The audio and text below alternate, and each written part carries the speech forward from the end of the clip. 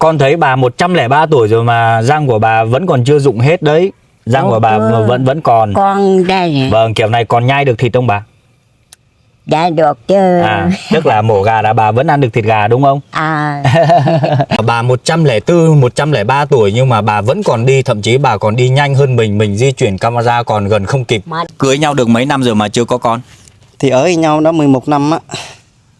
Có khi nào mà không có con nên bà xã chán, bà xã bỏ đi không? Khi mà nhắc tới những người hơn 100 tuổi thì chúng ta hình dung ngay đó là những bà lão, ông lão, già nua, ốm yếu, nằm một chỗ, mọi thứ đều trông cậy vào những đứa con, đứa cháu và hoàn toàn không kiểm soát được những hành động của mình.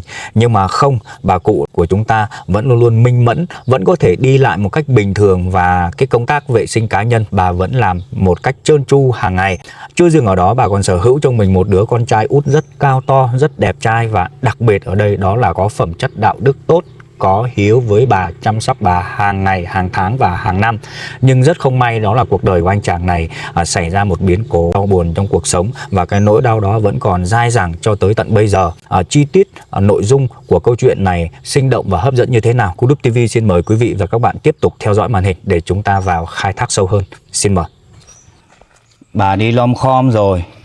Đây, bà ở trong những căn tròi như thế này đây cả nhà.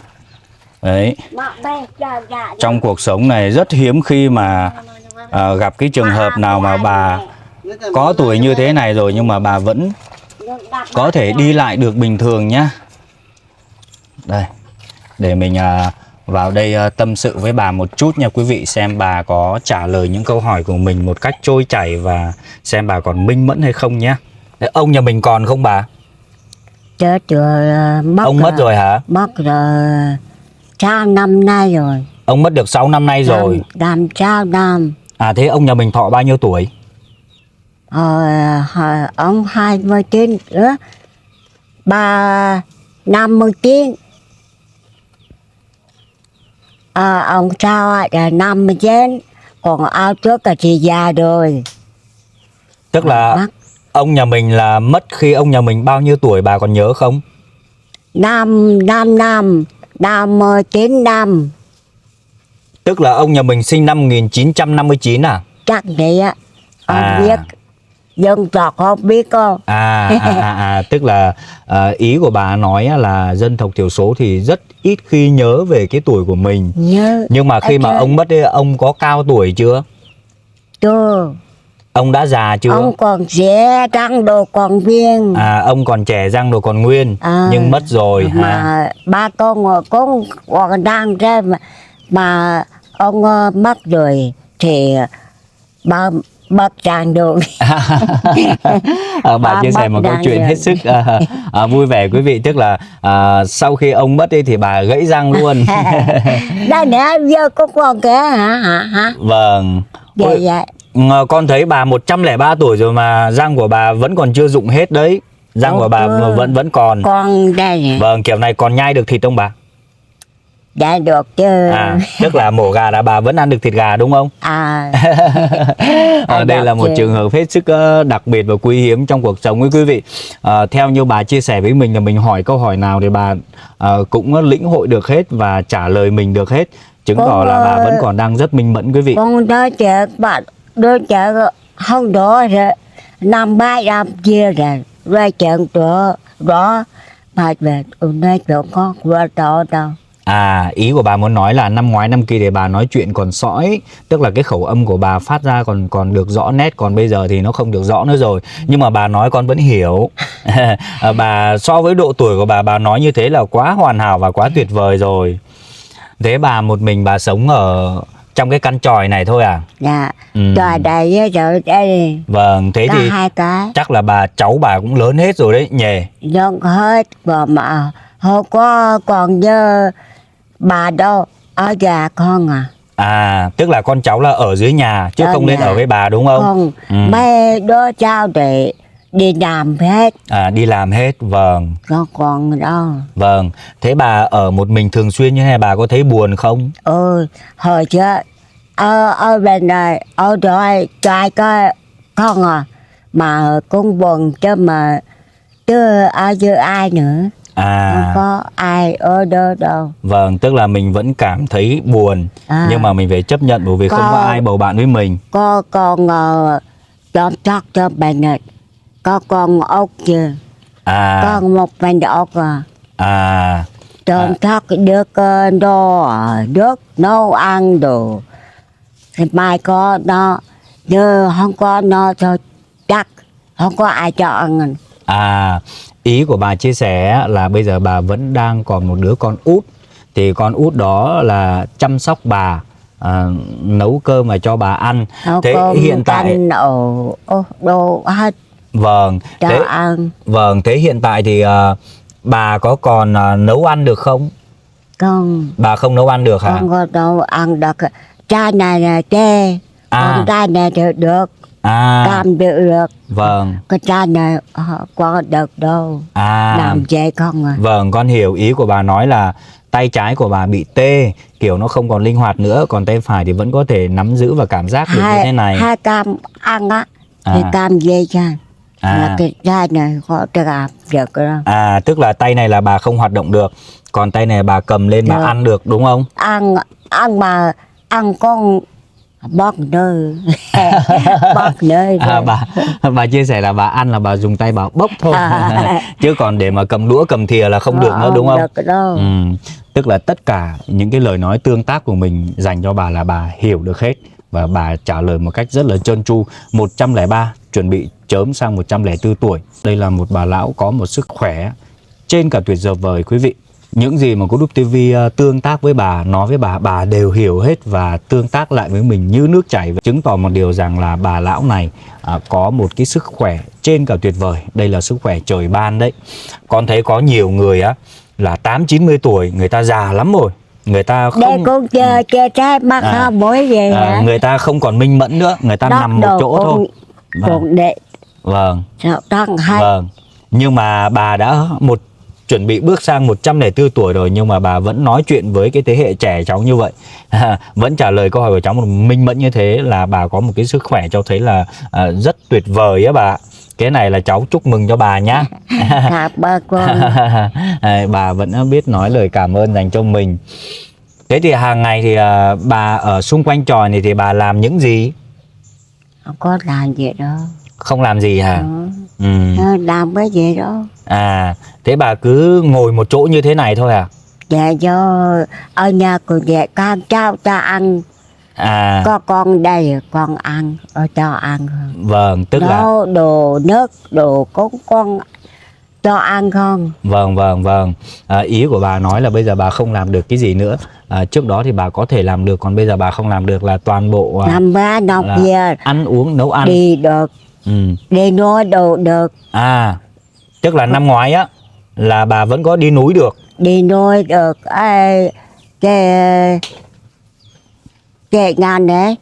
Còn đi nuôi mang thơm đồ. Dọn đi mang thơm. Đời chưa năm nay mà không có đi được. Đau hai cái dưới, hai cái lưng này. Một cái lưng. Vâng, bà chỉ đau đầu gối thôi chứ bà không đau khớp nhỉ? Cái khớp tay khớp chân của bà đây bà có bị đau không? Không cái đau tay không không đau. Có tê thì tê. Chỉ tê thôi. Đi được năm như vậy rồi được. Mà đốt chuông không được. Ý của bà chia sẻ rằng là theo như mình hiểu là bà không bị đau khớp nha cả nhà. 104 tuổi rồi nhưng mà bà không bị đau khớp. Bà chỉ cảm giác được tê chân tê tay và cái sức lực yếu, mình không có di chuyển được linh hoạt thôi. Chứ còn bà không dính vào bất cứ một căn bệnh nào. Bà có cảm thấy trong cơ thể của bà có bị bệnh gì không? Cái răng đau lưng thôi đúng không? Đau lưng cái chân này. Vâng. Hai cái chân như vậy đau lưng. Vâng. Vậy cái đó là bệnh tuổi già là chuyện hết sức bình thường rồi. Nhưng mà ngoài những cái bệnh cơ bản của tuổi già đó thì bà hoàn toàn không dính vào những cái căn bệnh hiểm nghèo khác nhỉ? Như thế thì bà mới thọ tới ngày hôm nay chứ, 104 tuổi rồi. Để cháu hỏi bà này, thế trong quá trình sinh sống thì con cái của bà có đối xử tốt với bà không? Tốt chứ, không có sao. Ra về cho ăn là con mình. Nếu mà con cháu của bà đối xử tốt với bà, đó là một điều quý trong cuộc sống. Con thấy đa số thời đại nay là con cái là con cháu là không có đối xử tốt với những người già đâu. Cái đó là điều không nên. Nhưng mà con đầu ai mà cho ăn cái gì con vừa ăn hết đấy. Cơm nè, nói giờ con ban đồ con cho ăn. Vậy á. Ý của bà muốn chia sẻ ở đây tức là con cái của bà thì luôn luôn lo những cái ăn cho bà ăn đủ thứ, cả bánh trái các kiểu đều lo cho bà ăn. Điều này là điều hết sức đáng quý diễn ra một hoàn cảnh như thế này thưa quý vị. Bây giờ là lo bà con. Bây giờ là út của bà đấy nhỉ. Út của bà ở đây khi nãy mình vào thì có thấy một anh thanh niên. Anh thanh niên này thì bà chia sẻ là con út của bà, đó là bà vẫn nhớ nha quý vị nha. Mong giờ đâu. Nói để cho bà nhớ đời, bà cực ơn cho ăn. Vâng. Thế bà có nhớ được tên của từng đứa con của bà nữa không? Tên á? Con út của bà tên gì? Con tên Kham. Tên Kham. Thế là bà vẫn nhớ thấy. Nhớ cho con mình mà. Vâng. Thế là bây giờ bà chỉ ngồi như thế này thôi. Ăn xong rồi ngồi rồi ngắm cảnh như thế này thôi. Con cho nước cho con áo một đồ. Vâng. Để được cái đó. Còn cái công việc mà mình đi vệ sinh cá nhân rồi bà vẫn tự đi được chứ? Rồi đi. Bà vẫn tự đi được.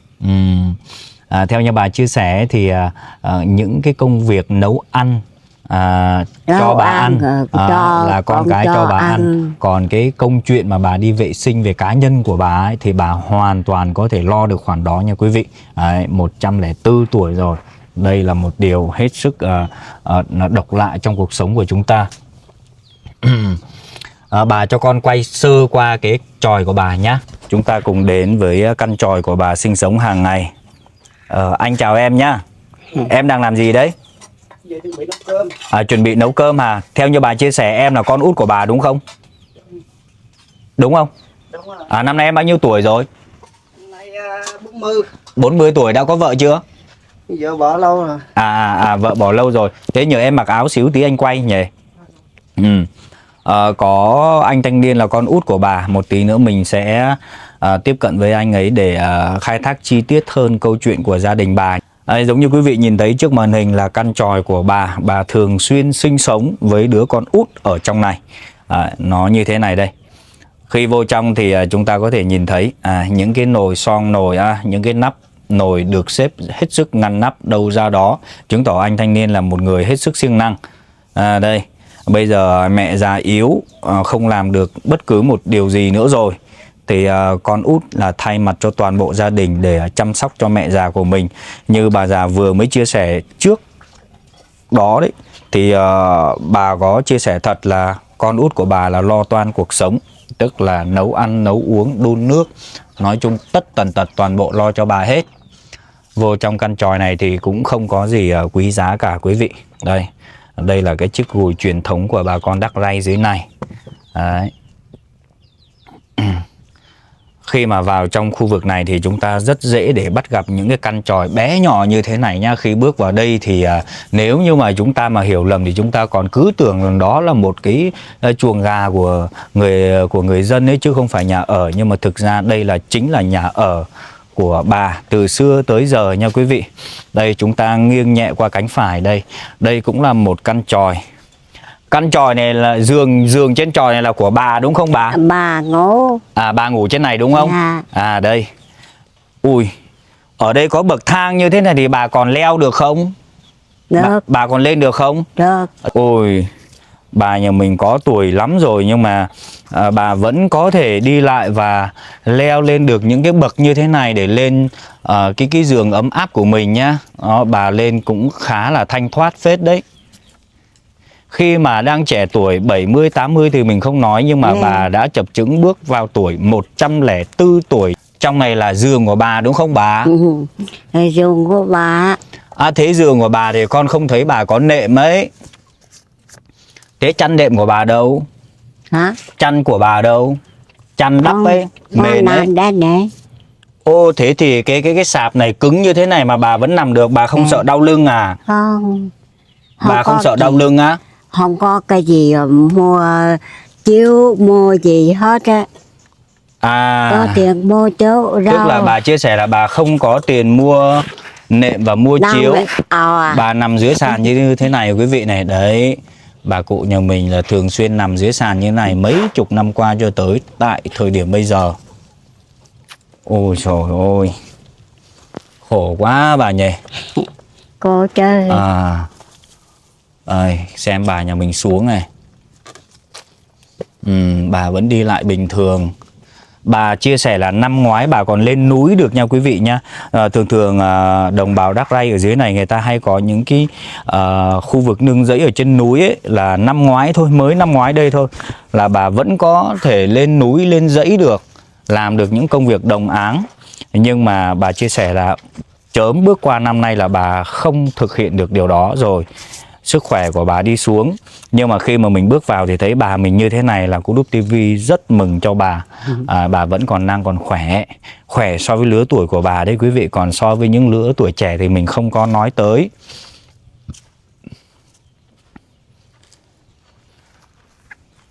Ở đây là mình lấy nước ở đâu uống bà? Nó có đằng chứ. Hả?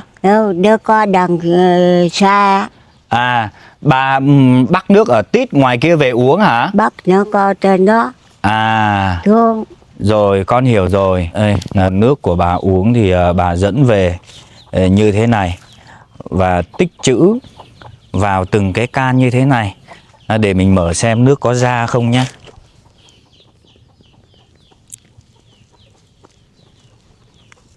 Ôi, cái này nó hơi cứng ấy. Nước bị tịt rồi. Nước bị tịt rồi.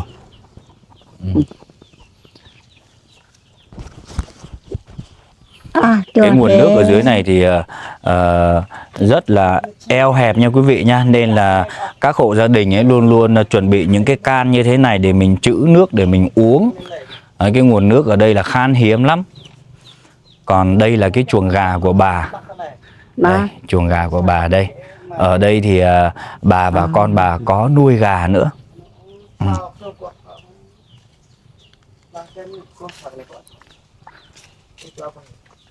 Bà ơi, thế bà có giấy chứng nhận mừng thọ của bà không, cho con xem nào?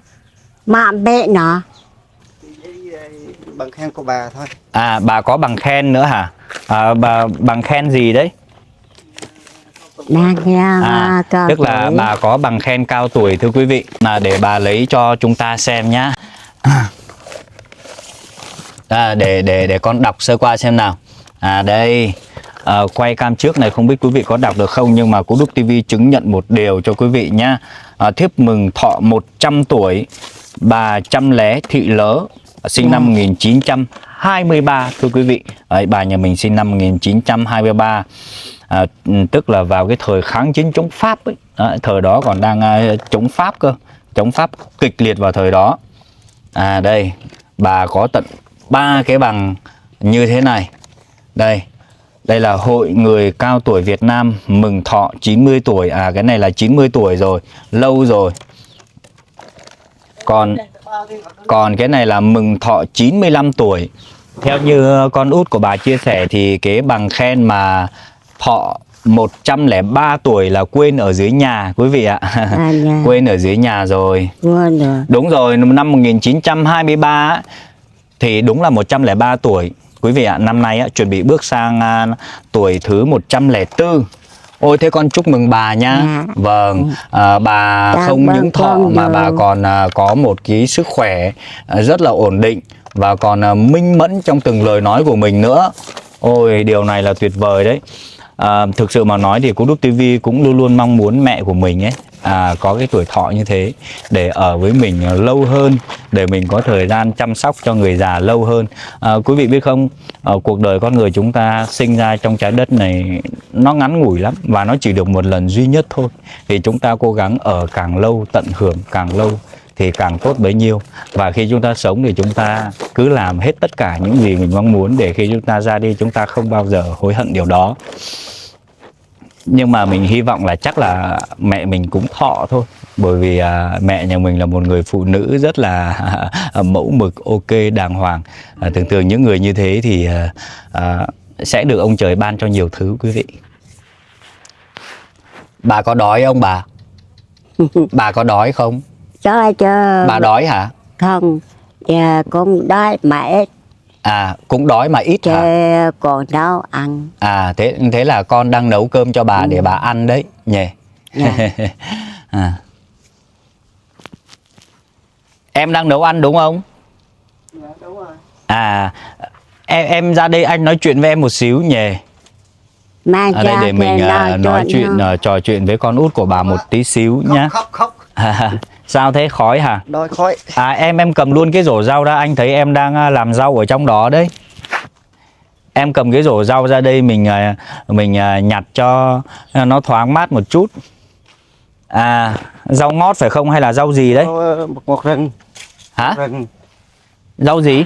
Rau về rừng mình á. Rau rừng à? À, theo như anh quan sát đó là bông ngót nha. Đúng rồi, bông ngót, nhưng mà cái rau ngót này nó lạ lắm quý vị. Đấy, cái lá của nó bé tí tẹo te và tròn xoe như thế này. Cái này là ở trong rừng hả? Mình trồng cái là cái này gọi không phải được chợ. Mình trồng đúng không?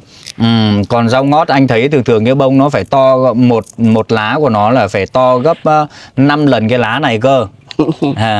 Quý vị có thể nhìn thấy bà mình có thể tự tước rau này, thấy không? Bà vẫn có thể tự tước rau. Nếu như mà thực tế mà nói mà không có ai nấu ăn cho bà, để cho bà nấu, chắc bà nấu vẫn được nhỉ? Không mấy được. bữa còn nấu được. À, mấy bữa còn nấu được hả? Lần này thấy yếu rồi. Thấy yếu rồi. Theo như con của bà chia sẻ thì mấy bữa trước còn nấu được, còn bây giờ bà yếu rồi. Anh ấy chia sẻ câu chuyện, những câu nói của anh ấy rất hồn nhiên nha quý vị.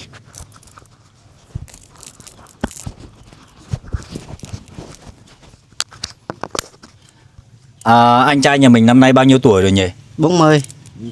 40 tuổi rồi hả? Thế bà xã của mình đâu? Bà xã của mình đâu? Xa nhau lâu rồi. Bỏ nhau lâu rồi. Xa nhau lâu rồi hả? Thế thì để cho em để cho em hỏi sâu hơn một tí xíu. Thế thì đẹp trai cao to như thế này tại sao lại xa nhau? Thế mình khổ quá, nghèo quá, không làm không ra tiền cho nó. Em đi quay như thế này thì em thường em thấy á là người chồng về với nhà vợ là chê nhà vợ nghèo rồi chồng bỏ đi thôi. Sao trường hợp của anh này lại khác một tí nhỉ? Thấy bằng cảnh gia đình đây, thấy bà già đây biết thấy không? Trong nhà cửa cái này cho ai đã chịu ở đâu. Thế mình là mình theo vợ chứ đâu phải vợ theo mình. Rồi, vậy là mình làm không đủ ăn, giờ mình vừa chăm sóc cho bà già, với lại mình còn lo vợ rồi, với lại con của bên vợ nữa. Lo cho mình, lo cho mình đó. Thế là anh còn phải lo cho mẹ nữa. Giờ đó thì con bố của mình ở trên mình. Rót đồ cá, cơm chả đồ cho mình. Và giờ đâu có cho tôm nên đâu. Vâng, theo như cách của bà chia sẻ thì bà rất yêu đứa con út của mình nhá, bởi vì đứa con út của mình là một người rất có hiếu.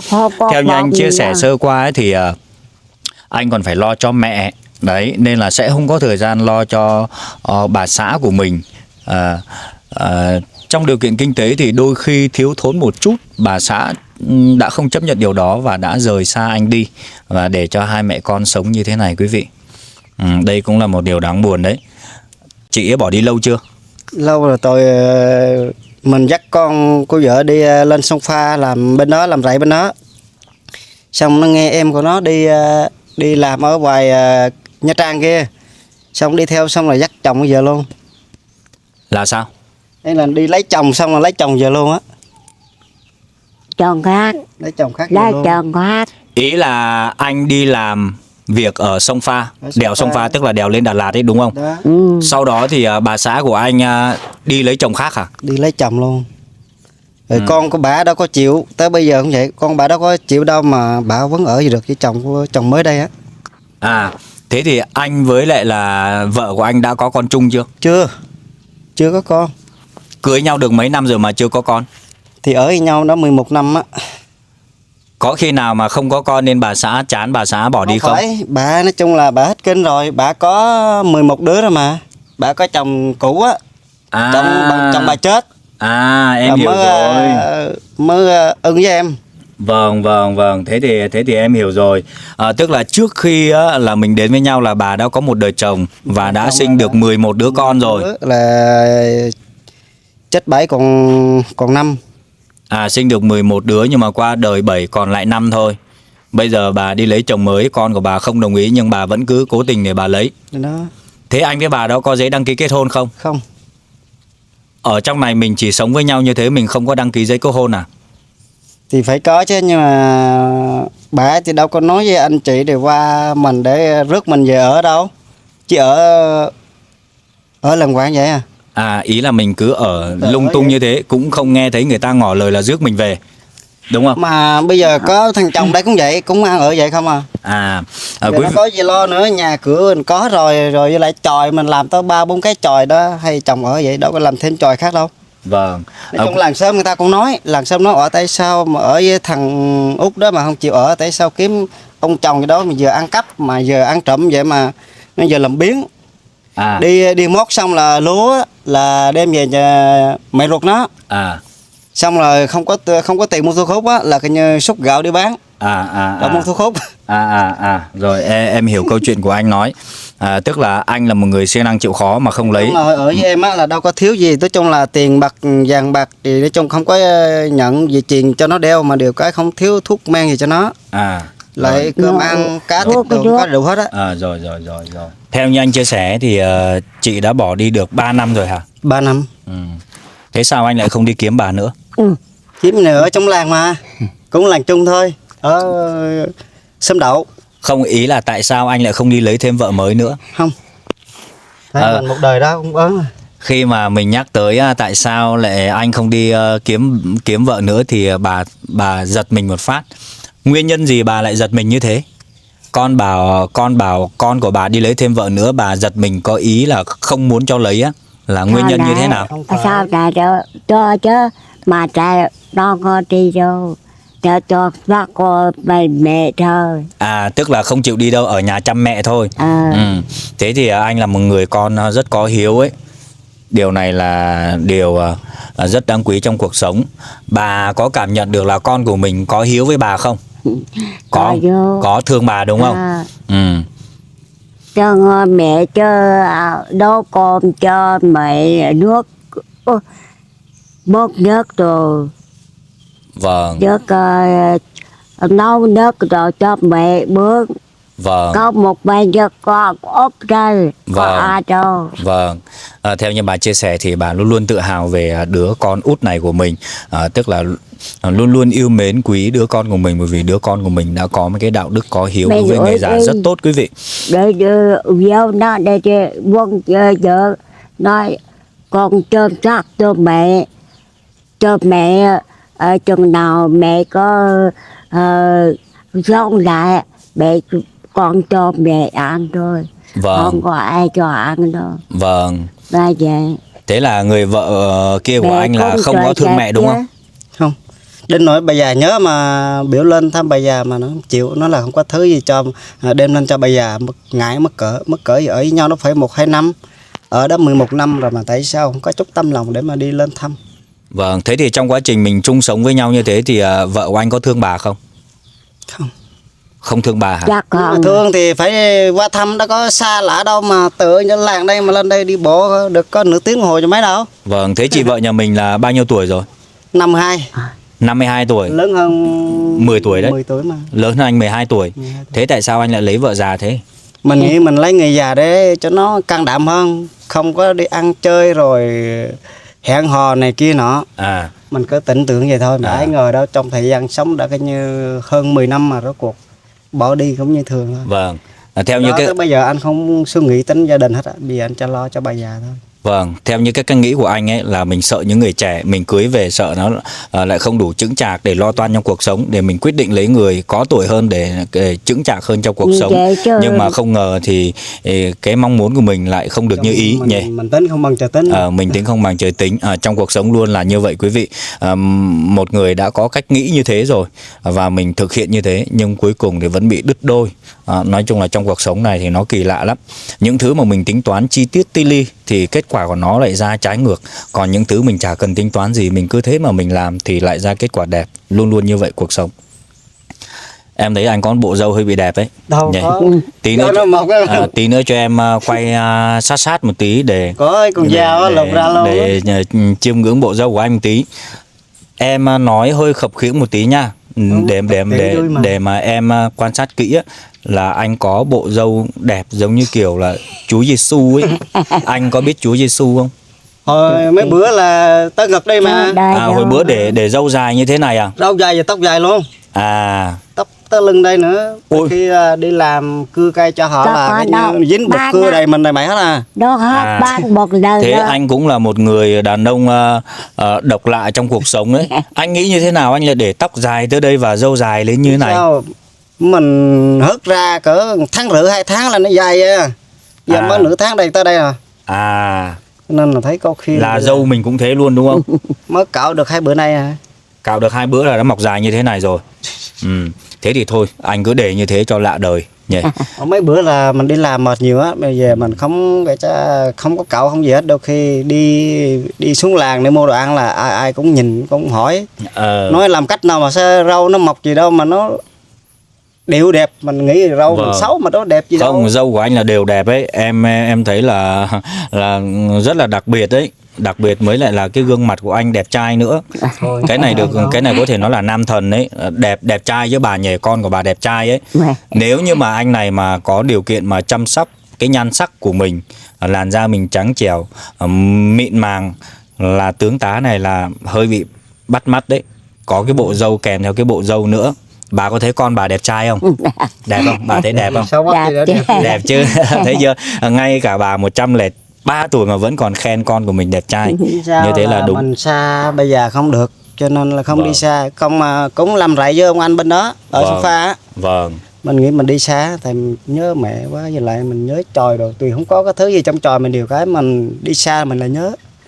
Quan trọng nhất là bà già. Có khi bà già về làng ở 1-2 đêm là mình nhớ là mình phải đi xuống thăm. Cứ ngồi 5-10 phút gì đó mình đi được, chứ còn mà 2-3 đêm là không có gặp là nhớ. Kiểu mình lo lắng cho bà ấy nhỉ. Bà đã có tuổi rồi. Mình là cũng không... cháu thì anh chị đồ cũng đông ở nhà, mà điều cái mình là dán thường ở hai mẹ con nó ăn rồi tắm sở rồi. Bây giờ ngủ mình để ngồi, trừ khi buồn ngủ là mình ngủ. Chưa buồn ngủ thì mình sẽ ná đi rồi chim bán chim bậy bạ. Bây giờ buồn ngủ mình vô ngủ. Ui, người già người ta có tuổi cũng tội lắm anh nhỉ, thương nhỉ. Cứ ngồi côi cút một mình như vậy thương lắm. Mình có thời gian để mình bầu bạn với bà. Sau này mình già lên mình cũng như thế thôi nhỉ. Không biết kịp dài không, đi sớm á. Thế hệ trẻ của anh em mình thì chắc là không kịp được bà đâu. Đúng rồi. Thời buổi giờ nói chung là mình sống như chứ mà còn nói chuyện được, chứ đôi khi mình ra đi là nhanh lắm. Thế thì hàng ngày là anh làm những công việc gì để mà tạo ra thu nhập mà nuôi mẹ? Chẳng làm gì, nếu mà có họ kêu đi làm là làm 1-2 bữa. Mà đi làm á, làm ở dưới làng mà về bộ lên đây là lần khuya không à, 9-10 giờ đêm không. Thế sao mình không đi xe máy mình đi bộ? Thì đâu có xe đâu. Thế tại sao không thích đi làm xa, mà hãy làm xa thì bỏ bây giờ. Chung là người ta đi phê một mùa người ta đi về cũng phải 20-30 triệu không. Đúng rồi. Mình thấy mình cũng sót lắm. Mà mình bỏ đi thì mình thấy sót cho bà già nữa. Anh trai của chúng ta chia sẻ rằng là anh rất muốn đi làm nha quý vị. Thấy những người ta đi hái vào mùa cà phê về 20-30 triệu không, anh thấy xót lòng. Anh rất muốn đi nhưng mà có mẹ già đây anh không nỡ rời xa mẹ quý vị. Đây là một cái đạo đức hiếu với người già rất tốt nha quý vị nha. Cái này cũng là một cái giá trị bài học để cho tất cả chúng ta cùng noi theo đấy, không phải là đơn giản đâu. Thế thì bây giờ vướng mẹ già là mình chỉ có loay hoay làm được những công việc gần đây thôi. Có công ai gọi đi thì mình làm để tích góp những đồng tiền về để mình mua gạo để cho hai mẹ con cuộc sống qua ngày nhỉ. Chỉ thế thôi đúng không? Chỉ đơn giản vậy thôi chứ. Còn bây giờ là hoàn toàn không có mơ ước tới là đi lấy vợ nữa à? Bây giờ chưa suy nghĩ, nói chung trong người mình còn rắc rối quá. Còn rắc rối rắc rối về cái gì? Rối vì mình nghĩ là mình lấy một cái người đó Không một phải. thời rồi mà rốt cuộc là chưa có can đảm nữa. Nếu mà anh chia sẻ như thế thì theo em hiểu được ấy là anh vẫn có, hiện tại vẫn đang có tình cảm với bà cũ đấy, đúng không? Hiện tại vẫn đang yêu bà đấy, mà đúng ta không? đâu nghĩ tới mình, nhưng mà nghĩ chắc người ta nghĩ là thôi bây giờ tôi lấy chồng trẻ miễn sao người ta biết lo cho mình, nếu mà biết nghĩ vậy là đâu có thể rời xa mình được. Thế thì chồng của chị ấy bây giờ là lớn tuổi hơn chị à? Không, cũng nhỏ, Bao nhiêu tuổi? như lớn hơn em 2 tuổi chứ mấy. Tức là 42 đấy. Thế là vẫn già hơn anh. Anh có tìm hiểu được cái nguyên nhân sâu xa vợ anh bỏ đi không? Chứ đôi mình cứ lo đi làm dắt con của vợ mình là hai đứa con trai á, là cũng đi theo mình làm. Hồi đi làm than ở núi đây cũng đi làm hết. Mà đi sông pha á, mình định cho nó đi làm chi mà tụi nó là muốn đi. Đi sau mình dắt nó đi làm nó là thích. Đôi khi mình làm cái này cái kia là mình chỉ đạo cho nó làm là nó nghe lời. Nó chịu khó nó làm, nó theo mình từ nhỏ tới giờ nó lớn hết rồi. Thế bây giờ nó có thương anh không? Mấy đứa con có thương anh không? Đôi khi thấy đi gặp ngoài đường nó hỏi hết á. Vẫn hỏi thăm đúng không? Vẫn hỏi thăm rồi kêu qua nhà chơi mà không đi. Không đi.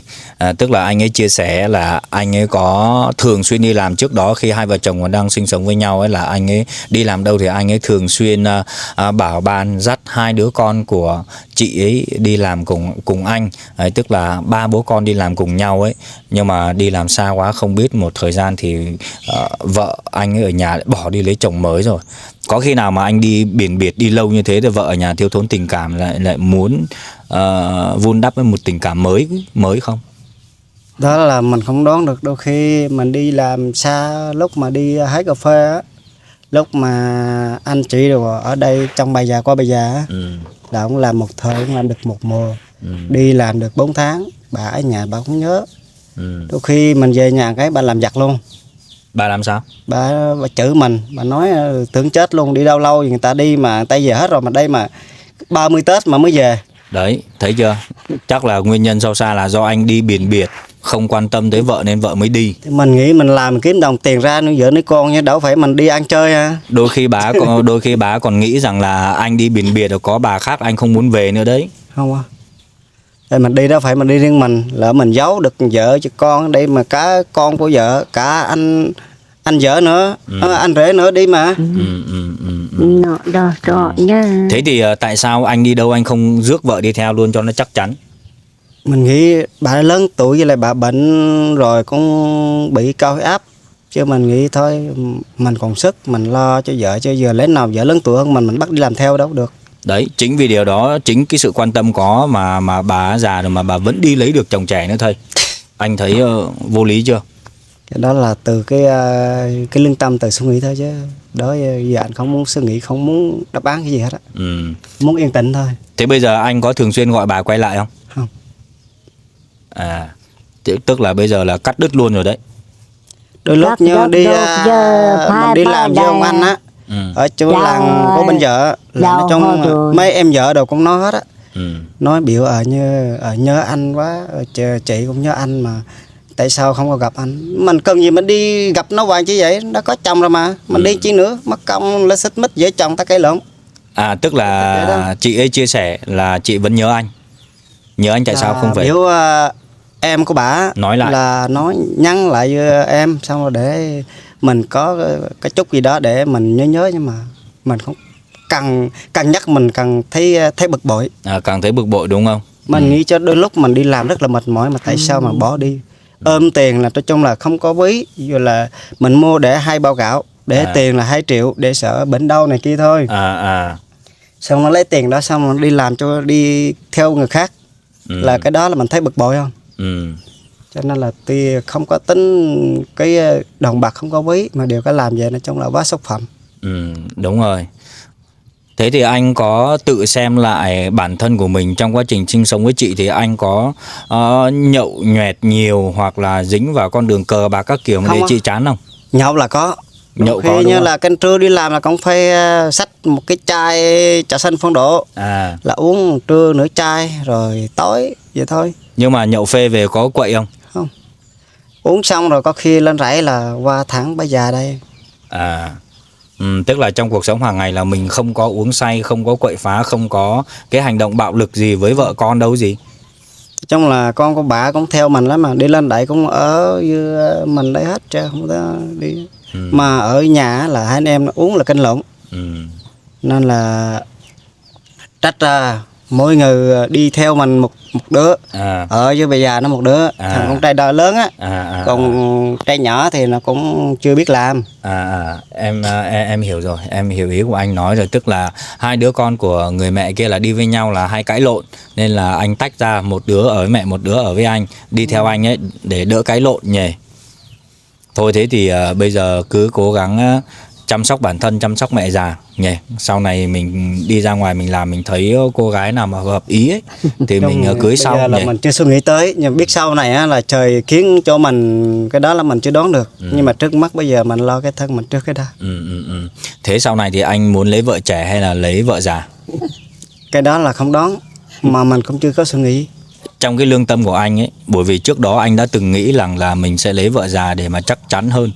Thế thì hiện tại bây giờ người trẻ bữa nay á, thấy phải là em đã từng lấy, mà điều cái nhiều thấy mấy đứa bạn bè đó cũng là từng đã xa nhau cũng nhiều. Bản thân á, cả vợ trẻ cũng thế, có chồng bỏ vợ không có, mà thằng vợ bỏ chồng không có, đầy dẫy ra nhỉ.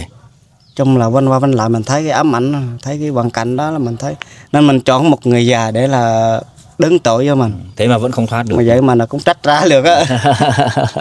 Đúng là trong cuộc sống này có nhiều điều nó trớ trêu, nó éo le xảy ra đối với mình bất cứ lúc nào anh nhỉ.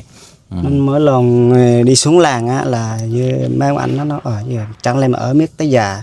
Thật đấy chứ. Cho nên bây giờ mình phải kiếm người để đầm ấm, để tương lai, để gắn bó cái đó thôi. Đúng rồi, còn sinh con đẻ Bây cái giờ nối dõi nữa chứ. Em chưa suy nghĩ đến bây giờ. Nếu mà em ghé va chơi là có rượu thì uống, có rượu thì uống trà. Đừng nhắc tới vợ con nữa, bây giờ em chưa lành. Vết thương mình chưa lành mà. Vết thương chưa lành. Thế thì hôm nay em tới, em chưa biết chuyện nên là em vô tình hỏi sâu vào trong, thì anh có nghĩ gì không? Có tự ái không? Đâu? Không. Bởi vì em chưa biết ấy. Càng tự ái càng là sai lầm. Vâng. Thế thì anh nấu cơm đi, từ nãy giờ cũng chờ lâu với anh. Nói chuyện với bà đi. Vâng, anh đi nấu cơm đi, em cũng quay cái cảnh anh nấu cơm một chút. Bà ngồi nghỉ, con quay cảnh con bà nấu cơm cho bà ăn như thế nào nhá. Thế thường ngày á là hai mẹ con anh là nấu cơm là ăn với những gì? Thì nấu rau ăn. Ăn rau thôi à? Thế còn có thịt gì ăn không? Không. Không có mấy thịt. bữa đi làm á là cũng có tiền rồi, cũng có mua thịt mua cá, lâu lâu ăn vậy. Tức là mình cái thức ăn chính của mình á là rau. Rau có khi mấy bữa dơi chưa ăn đủ đủ thì luộc lá đủ ăn, nấu canh. Ở đây mình có lá đu đủ anh. Bữa dơi ăn hết rồi, còn cay không đó. Vâng. Thế là rau ngót này là anh chế biến như thế nào để ăn? Mình luộc lên thôi à?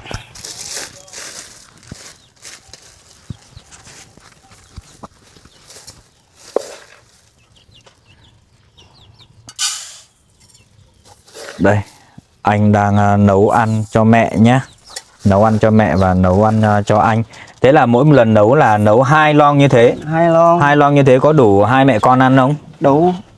Đủ á? Đủ chứ. Vâng. Mấy bên này cũng bệnh hả? Cha tiếng hơn này. Cái nhà tôn này là của ai đây? Cái nhà tôn này. Này gà lang thang làm cho bà già. Gà lang thang làm cho bà già hả? Thế mà đâu thấy bà ở đâu, bà vẫn thích ở trên chòi của bà thấy? Đôi khi mùa mưa thì nó ào quá. Mùa mưa, hiểu rồi. Cái nhà tôn ấy khi mưa xuống thì nó đập rầm ra ấy nhỉ. Em có thấy là gà lang thang có thiết kế cái ống này để mình hứng nước tôn đấy. Ở đây cái nguồn nước thiếu nên là bà con phải tận dụng triệt để cái nguồn nước mưa xuống quý vị.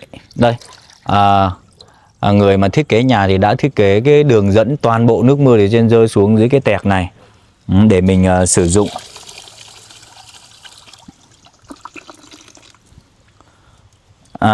Cái cây này anh gọi là cây gì? Lăng đình á. Hả? Lăng đình. Lắc đình hả? Lăng đình. Lăng đình, vâng. Đinh lăng. Đinh Bên lăng, em gọi là đình. đinh lăng, còn anh gọi ngược lại là lăng đình hả? Đây là cây đinh lăng. Cái này mình trồng được lâu chưa? Lâu rồi, cũng 7 tháng á. Bữa bứng nhiều lắm mà đêm về mấy ông anh ngừng cây cho mà. Vâng, này mình bứng ở đâu về anh? Ở Quế Du Lâm. Lúc bữa đi cưa cây cho người ta. Vâng, đây quý vị nhìn thấy này, anh trai nhà mình có bộ râu rất là đẹp nha. Đấy, có bộ râu quai nón rồi, những cái bộ râu ở phía trước ấy đều đầy đặn hết, đẹp trai lắm quý vị nha. Nếu như anh chàng này mà có điều kiện kinh tế mà chăm sóc cái nhan sắc của mình, đây được gọi là nam thần đấy. Đấy, đây quý vị có thể nhìn thấy ha. Nhưng mà rất tiếc anh sống trong một hoàn cảnh hết sức khó khăn, vợ bỏ đi nữa. Vợ bỏ vì lý do đơn giản đó là cuộc sống khó khăn nuôi mẹ già. Theo như anh và mẹ chia sẻ là như vậy. Đây, một đứa con không những đẹp trai mà còn rất có hiếu trong cuộc sống nhá. Thường xuyên chăm lo cho mẹ già của mình bằng những bữa cơm giản dị như thế này.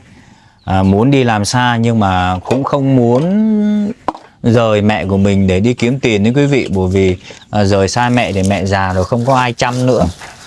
Anh cầm một ít gạo đi làm gì đấy? Để mình ngâm, lát nữa mình bỏ nấu canh. Thế là còn có món này nữa hả? Món này là món gạo ngâm, sau đó mình giã ra để mình nấu canh. Dạo ra bắt đầu mình đổ nước mình quậy quậy vô là mình nấu cái canh đó. Nấu với lá lạc này đó. Đây vâng, quý vị nhìn thấy này, đấy, nam thần của chúng ta nhá, rất đẹp trai, có bộ râu rất là mịn màng, cả phía trước phía sau nữa, thấy chưa? Quý vị thấy ông nhìn như diễn viên luôn đấy. Nhưng mà không biết tại sao trong cuộc sống lại xảy ra nhiều cái hoàn cảnh diễn ra nó khắc khổ, nó nhiều chuyện buồn đến như vậy. Ôi, nói chung là trong cuộc sống của chúng ta thì đa phức tạp, cũng không biết đâu mà lần. Ở đây anh có nuôi gà không? Có vài con mấy bữa có heo nữa, bữa bệnh bán hết rồi một con. Mình có nuôi cả heo nữa hả? Bán rồi, mới bán được mấy 2 tuần nay mà. Vâng, thế thì thi thoảng anh có mổ gà cho bà ăn không? Bà đâu ăn thịt gà đâu. Bà không ăn được thịt gà? Không, có cúng thì mấy đứa cháu rồi ăn thôi chứ bà đâu ăn thịt. Bà không ăn thịt? Không. Thế thịt heo bà có ăn không? Có, thịt heo ăn được, mà thịt vịt ăn được, gà không ăn được. Tại sao lại thế? Không có cử mà ăn không được. Cử hả? Trong ép ăn không được. Ăn có được, có thuốc rồi. Hãy ăn vô một cái là nó rút tay rút chân hết. Thế thì em hiểu rồi, do cái cơ địa của bà không thích ứng được với thịt gà. Đó là từ xưa tới giờ hay là mới đây thôi? Mới đây mới 4-5 năm nay á. Vâng, mới 4 năm nay thôi. Còn trước đó là bà vẫn ăn được thịt gà đúng không? Thuốc này là thuốc gì đấy? Thuốc cao huyết áp. Cao huyết áp á? Thuốc cao huyết áp à? Vâng. Tuổi già thì mới uống thuốc này thì đó mình đi được. Vâng. Không có uống cái đau thở ra. Vâng, tuổi già thì mình không thể tránh được những cái căn bệnh như thế rồi đúng không anh? Nói gì bà lớn tuổi mình đây có khi có lúc làm mệt quá nó bung tay bung chân bung gân hết mà. Vâng, đúng rồi. Theo như anh vừa chia sẻ thì nếu như mà không có em xuống quay là anh lên núi à? Lên núi mình chặt củi làm than. Nó rửa mà để sang đây này để nghỉ chút xíu bác ăn cơm xong mà.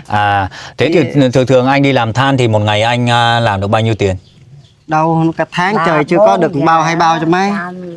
Làm chút đây nè, đâu có củi bự đâu. Thế thì nửa tháng có khi hơn nửa tháng. Vâng, hơn nửa tháng mới ra được tạ rưỡi cho mấy. Hơn nửa tháng là được tạ rưỡi than. Tạ rưỡi than thì đóng vào được bao nhiêu bao? Thì 3 bao. 3 bao đó là một mình anh hay là mình làm chung? Đó một mình à. Một mình tự đi làm than luôn. Ôi như thế thì một mình tự đi làm thấy buồn đấy nhỉ. Thế anh lên rừng anh có sợ không? Thấy buồn thấy anh gì lên đâu. rừng làm có sợ không? Không. Không sợ hả? Hồi đầu tiên mà lên sông Pha là cũng ở đi làm một mình luôn, mà ông anh nói là mà không quen đường mình đi làm chi cho xa, làm không được. Mình thích đi làm xa cho nó vắng vẻ, làm nhiều người nói chuyện ồn ào mất thời gian làm hết á. Vâng, thế cái công đoạn đốt than ấy là mình chặt củi tươi hay củi khô? Tươi khô cũng được, miễn sao là nói chung mình làm cái đó nó chi phí nó không đủ. Chứ mình làm cả tháng trời mình được có 200-300 ngàn thì làm sao mà đủ ăn. Vâng. Mà bắt buộc là mình phải chấp nhận. Vẫn chấp nhận làm đúng không? Bây giờ mình không làm, bây giờ mình bỏ ở đây, bỏ bây giờ, bỏ chòi, bỏ rẫy rồi mình đi thì trong là không có ai giữ chòi với lại coi bây giờ nữa. Vâng, thế thì xung quanh mình đây là dãy của mình hả anh? Thì hết xung quanh đây là có nhà đó. Là em thấy đường bê tông kia qua khỏi đường kia nữa. Em thấy có những cây điều nó cổ thụ nó to rồi, chắc phải trồng được 10 mấy 20 năm rồi ấy nhỉ? Có đó. Thế bây giờ mình thu hoạch một năm điều là mình được bao nhiêu? Không có đâu. Năm giờ đầu đây là có hơn tạ mấy. Hơn tạ điều à? Là bán ra được bao nhiêu? Thì cái 3 triệu mấy à. 3 triệu mấy một năm? 3 triệu tư. Ôi, thế sao anh không phá hết điều đi để mình bán củi, sau đó mình canh tác lại? Bán một nửa rồi, cũng cưa hết rồi đó, mất trống nè. Cả cái sòi, cả cái đầu hết rồi. Vâng, theo như em nghĩ để mình cải cách lại là mình cưa hết mấy cây già đi, cây già nó cũng không có năng suất đâu, mình cưa hết cây già đi xong mình cải tạo đất lại rồi mình trồng lại cái cây trồng mới.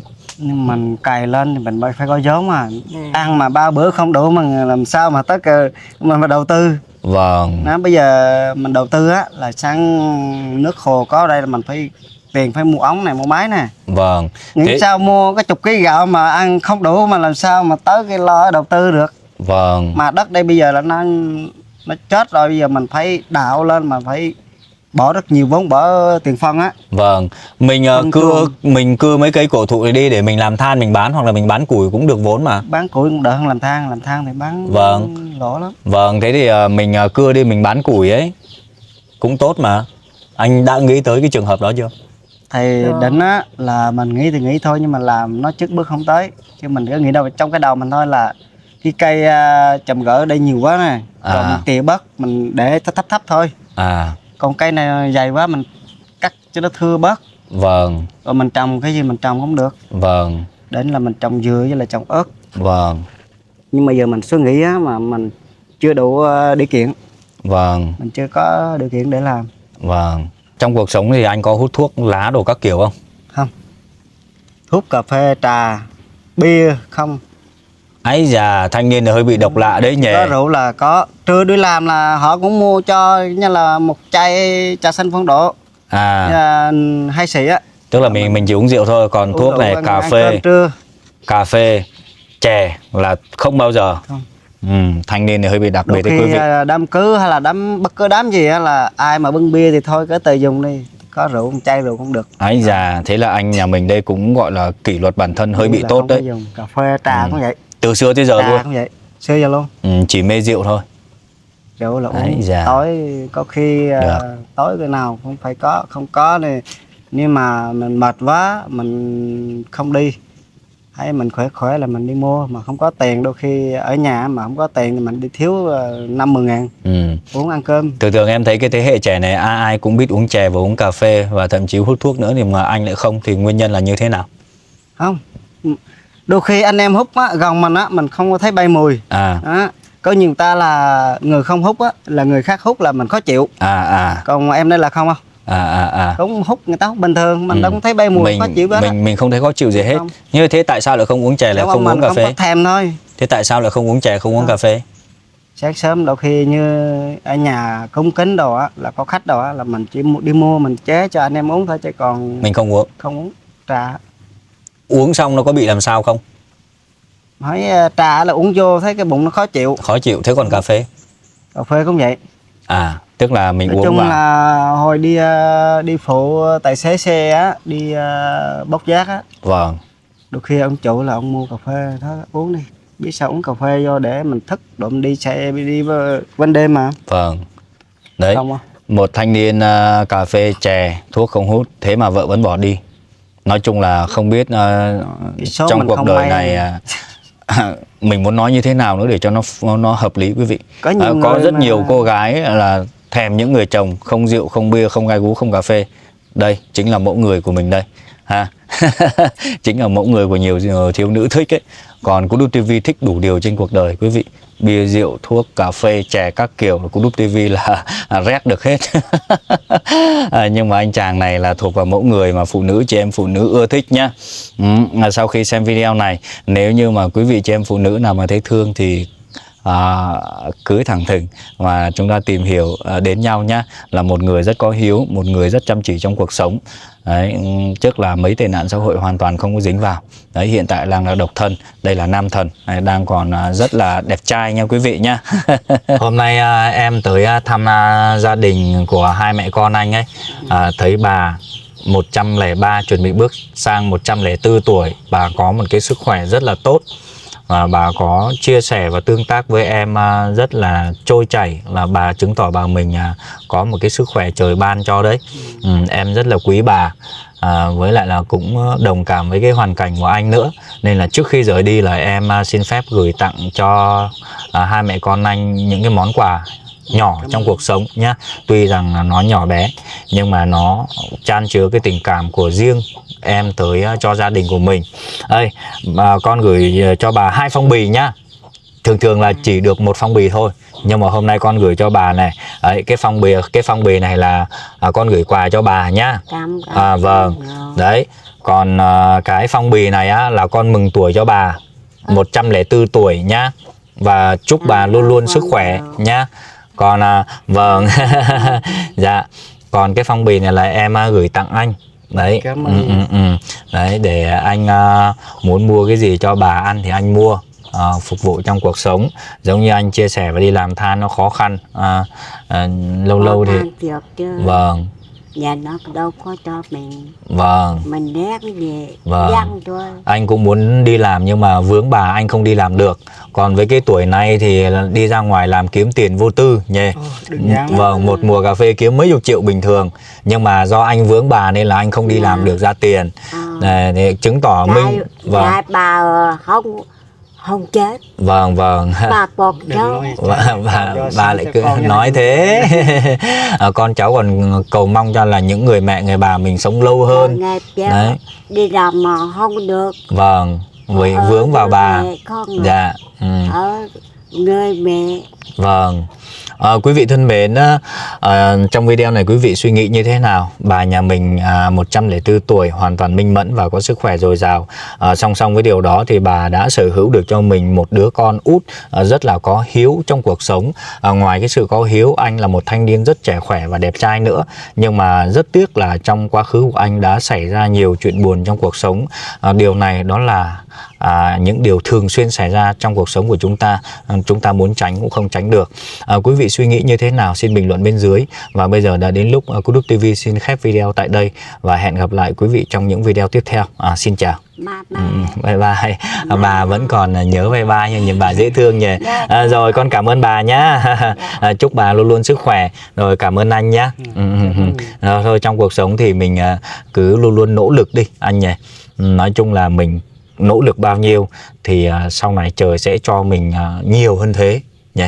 Đôi khi là cái thời của mình chưa tới, một khi mà thời mà đã tới rồi thì nó dễ lắm. Cuộc sống luôn luôn là như vậy. Tới là mình cũng đi luôn rồi. Anh lại cứ khiêm tốn như thế.